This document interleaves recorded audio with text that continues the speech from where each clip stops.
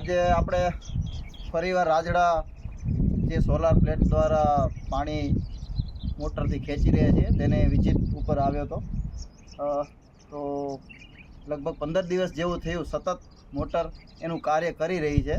મને એવું હતું કે આપણે સતત એના ઉપર ધ્યાન રાખીએ. તો આજે જોયું તો હજુ પણ તમને આ દેખાય છે પાણીની પ્રેશર હજી એટલી જ વ્યવસ્થિત નીકળી રહી છે અને વ્યવસ્થિત પાણી આખું કૂવામાંથી ખેંચી રહી છે, જેનું કાર્ય બહુ સરસ રીતના કરે છે.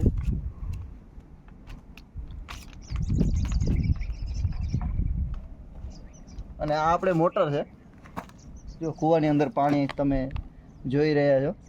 સતત એટલું ને એટલું પાણી 20 ફૂટ ઉપર જ પડ્યું છે. આખો દિવસ પાણી ખેંચાય પણ સાંજે પાછું રિચાર્જ થઈ જાય છે.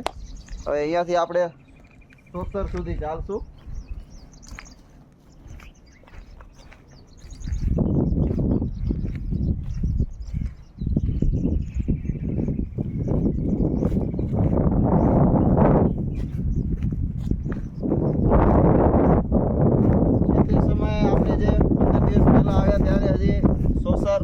ભરાવાનું ચાલુ હતું પણ અત્યારે તમે જોઈ શકો છો કે એકદમ સરસ રીતના સોસર ભરાઈ ગઈ છે પાણીથી.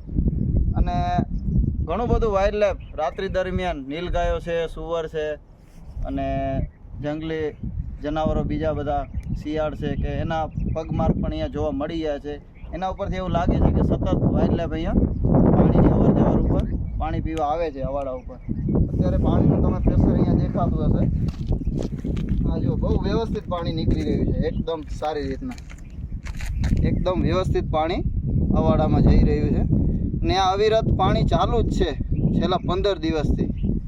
અને એનાથી એટલો આનંદ મળે છે કે ચાલો આપણે કાંઈક વન્યજીવો માટે કર્યું અને આનામાંથી બીજાને પણ શીખ મળે. આપણે એવું નથી કહેતા કે પણ તોય પણ વર્લ્ડ વાઇલ્ડ લાઈફ માટે કરીને આપણે બની શકીએ એટલું સારું કાર્ય કરીએ અને આવનારી પેઢી માટે આપણે વાઇલ્ડ લાઈફને બચાવીએ. અસ્તુ. જય હિન્દ.